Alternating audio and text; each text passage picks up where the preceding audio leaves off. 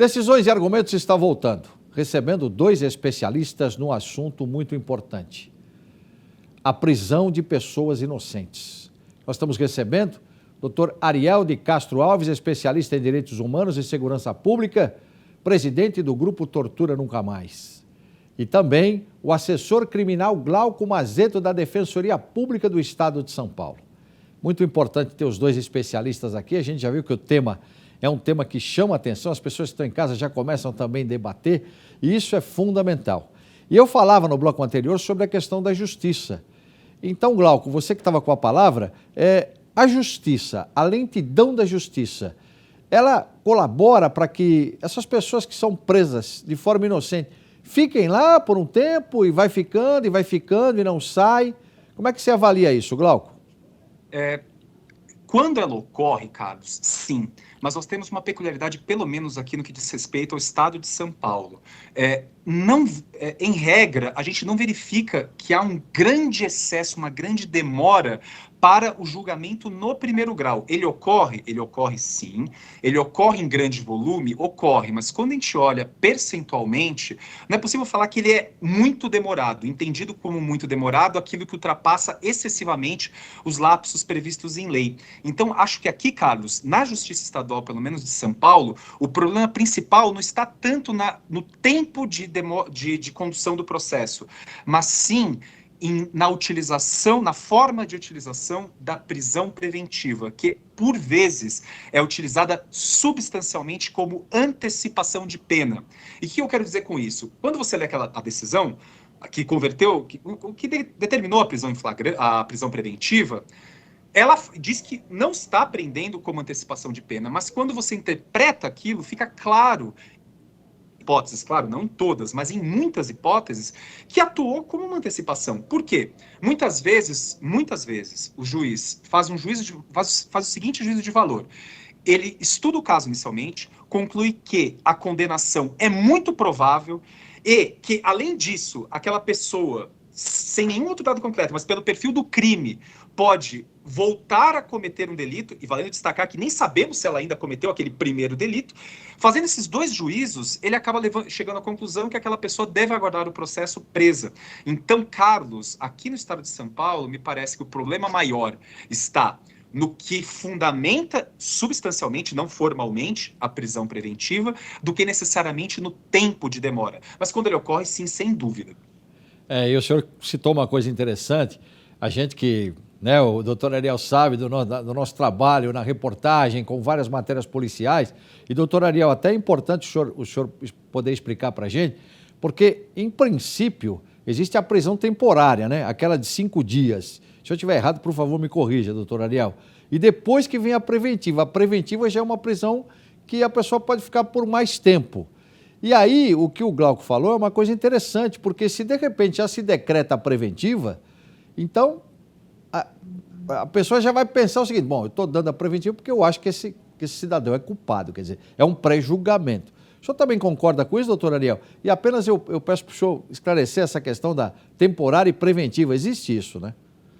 Sim, nós temos as prisões provisórias que o Glauco mencionou, que são a temporária e a preventiva. Em geral, ocorrem esses flagrantes dos crimes, em que existem muitos desses reconhecimentos que são temerários, inclusive com fotos, ou descumprindo o artigo 226 do Código de Processo Penal, já que esse artigo ele exige que a pessoa, antes de fazer o reconhecimento, ela na delegacia, ela descreva aquela pessoa que cometeu o crime, que teria cometido o crime. E então descreva a roupa, descreva o perfil, a estatura, todos os dados, informações sobre o possível autor. Em seguida, ela vai reconhecer junto com outras pessoas semelhantes àquela que teria praticado o crime. E não é isso que costuma acontecer. Esse tipo de reconhecimento costuma descumprir os parâmetros do Código de Processo Penal. Agora, e daí é decretada aquela prisão em flagrante ali na delegacia, depois os autos vão para o judiciário, depois nós temos a audiência de custódia, que foi uma grande conquista, inclusive da Defensoria Pública, que mais batalhou, mas também das entidades de direitos humanos junto com a Defensoria Pública, até para que nós tratássemos da questão da tortura. Então, ter audiência de custódia é uma forma de combater a prática sistemática de tortura, que muitas vezes ocorria nas ruas, no momento da abordagem dos acusados, com a polícia militar, e depois na delegacia, com a polícia civil, obrigando a pessoa a confessar, muitas vezes, um crime que ela não cometeu. Alguns policiais civis, é claro que nós não podemos generalizar, e também não são todos os policiais militares que abordam torturando as pessoas. Mas essas práticas, elas são sistemáticas e vinham desde a ditadura militar, desde antes, né? Desde sempre, infelizmente, no Brasil, desde a escravidão, e também se perpetuaram na ditadura. Então, as audiências de custódia, em seguida, que esses presos são submetidos à audiência de custódia, e o juiz, então, vai decretar ali uma prisão preventiva nessas situações. Então, é o que, em geral, costuma acontecer atualmente nas prisões provisórias. E as temporárias acabam sendo menos aplicadas, costumam mais ser aplicadas durante investigações, em que a Polícia Civil pede para o Judiciário decretar ali, porque precisa fazer busca e apreensão, precisa recolher algumas provas, teme ou o acusado esteja ameaçando, intimidando testemunhas, daí pede a temporária e o Judiciário costuma acatar em muitas situações para que, então, a polícia faça essa coleta de provas. Então, nós temos todas essas questões aí envolvidas também, e, de fato, eu concordo com o Glauco, essa antecipação da pena, né? E para quem é inocente, nós podemos considerar como uma tortura, porque o que diz a lei de tortura? Submeter alguém a um intenso sofrimento físico e psicológico.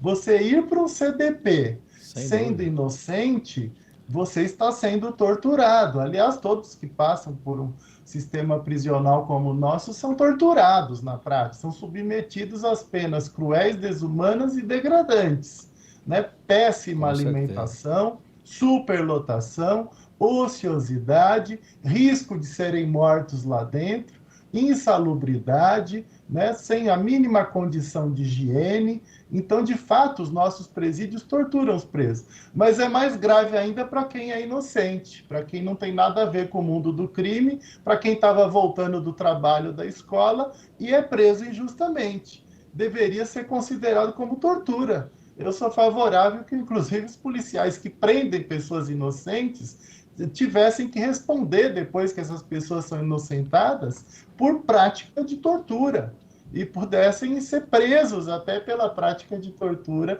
em razão da prisão de inocentes. E que gostaria até que membros do Ministério Público que fazem acusações injustas também respondessem por estarem submetendo essas pessoas à tortura. Com certeza, com certeza. A gente vê, sem dúvida nenhuma, dois especialistas tratando desse assunto e a gente vê o quanto eles podem contribuir. E eu estou vendo aqui que, na abertura até nós falamos, né, o Conselho Nacional de Justiça, ele criou um grupo para debater esse tema. O que vocês acham? Esse grupo tem de fato importância? Vocês já conhecem alguns efeitos desse grupo ou ainda é uma coisa muito nova? Fique à vontade, Glauco, para falar, doutor Ariel também. Claro. Eu vou pegar um gancho aqui no que o Ariel falou para chegar na sua resposta, porque eu acho que tem muita pertinência, ela está intimamente ligada com a resposta da pergunta que você me fez, Carlos.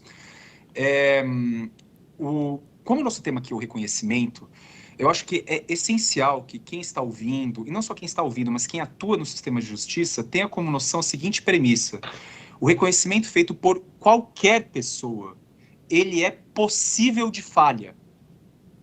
E parece bobo o que eu estou dizendo, mas não é. Porque, Carlos, o reconhecimento feito por uma pessoa, se uma pessoa foi vítima de um crime e essa pessoa diz: eu reconheci aquele fulano, foi aquela moça que perpetrou o crime contra mim. Isso por anos, a jurisprudência entendeu como algo absoluto, ou seja, algo que é inafastável.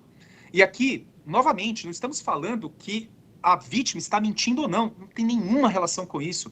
A questão é possível que em um reconhecimento a pessoa tenha errado, por N motivos. O Ariel já falou aqui, falsas memórias, velocidade de apreensão, dificuldade de memorização daquilo mesmo, e mesmo que você tenha memorizado e não tivesse nenhum abalo psíquico no momento do crime, o que é pouco provável, diga-se de passagem, ainda que estejamos em plena consciência de assimilar aquilo, o fenótipo de outra pessoa, a assimilação desse fenótipo é passível de erro, a ciência mostra isso. A gente pode falar aqui do aspecto racial, já está para lá de constatado que pessoas de uma determinada raça têm dificuldade de identificar outra, elas tendem a achar que as pessoas são mais parecidas de outra raça, existe essa dificuldade.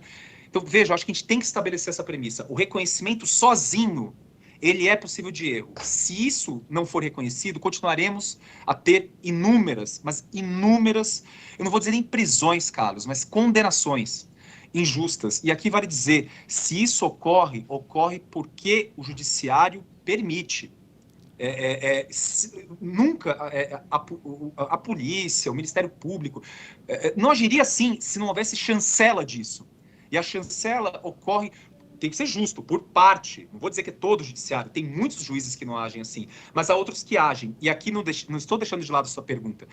Qual que foi a pedra central, Carlos? Na minha opinião, não é o grupo do CNJ. A pedra central, eu volto nisso, foi a atuação de todas as defensorias, das advocacias, e tenho que destacar aqui, sem dúvida, a atuação da Defensoria de São Paulo, que culminou nesse habeas corpus, de novo, 598, 886, onde o ministro Rogério Schietti mudou todos os paradigmas do que a jurisprudência tratava no que diz respeito ao reconhecimento. Eu acho que esse sim, Carlos, foi um marco importante. Não quero com isso menosprezar o que o CNJ está fazendo. Acho que tem importância, tem uma importância não só simbólica, essa importância do CNJ, desse grupo do CNJ, mas também de instrução aos juízes. Mas veja, me parece que isso terá muito mais um alcance para os juízes que já entendem que o reconhecimento sozinho, ainda que ele obedeça a todos os procedimentos legais, ele é faltoso, do que alcançar aqueles juízes que acham que o reconhecimento é absoluto.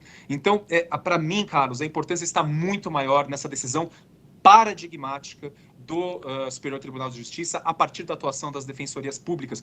E aqui, terminando, eu não posso deixar de falar disso, porque me incomoda muito ver um discurso que quando a defensoria, quando a advocacia defende alguém, ela está defendendo um criminoso, está defendendo uma pessoa, um inimigo, entre aspas. Não. A defesa feita pela advocacia, pela defensoria pública de alguém acusado por um crime, é uma defesa imediata dessa pessoa e imediata de toda a sociedade. Então, quando a advocacia e as defensorias atuam assim, estão atuando em prol de todos. Eu gostaria muito de pontuar isso. Com certeza, a defensoria... Sim, só uma observação além disso, do que o Glauco estava colocando, né? De fato, quando a pessoa está num momento sendo assaltada, e eu infelizmente já fui assaltado umas 10 vezes, pelo menos, né? Então, inclusive já fui assaltado, levar o carro e depois me chamaram para o reconhecimento na delegacia. Daí me deram lá um álbum de fotos, etc. E eu fui olhando aquele monte de fotos.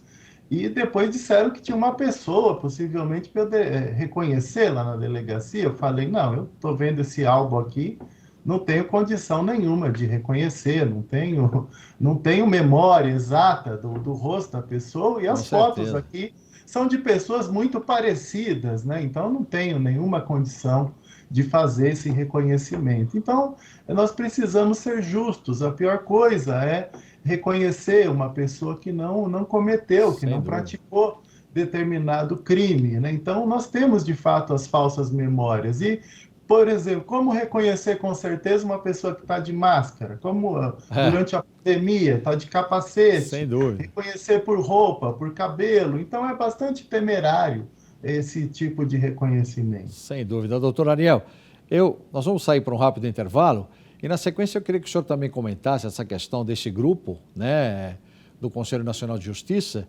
até porque dentro do grupo Tortura Nunca Mais, esse trabalho é fantástico que vocês fazem, não é verdade? É um trabalho que é realmente tratando de direitos humanos. Então, eu queria saber do senhor, no próximo bloco, doutor Ariel, essa questão, porque o grupo, de repente, ele fica lá intramuros, ele fica lá, né, nos gabinetes. O Tortura Nunca Mais não, o Tortura Nunca Mais ele vai para cima, ele coloca, né, a cara e a coragem. Então eu queria saber o que o senhor acha desse grupo também no próximo bloco, tá bom? Já já a gente volta. Um assunto sem dúvida nenhuma que, claro que é polêmico, mas com dois especialistas que a gente percebe que existe a solução. É só de repente a gente seguir um pouquinho aquilo que eles falam e as autoridades, evidentemente, seguirem também um pouquinho o que eles falam, que a gente consegue, de repente, chegar a uma situação bem melhor. Decisões e argumentos, volta já.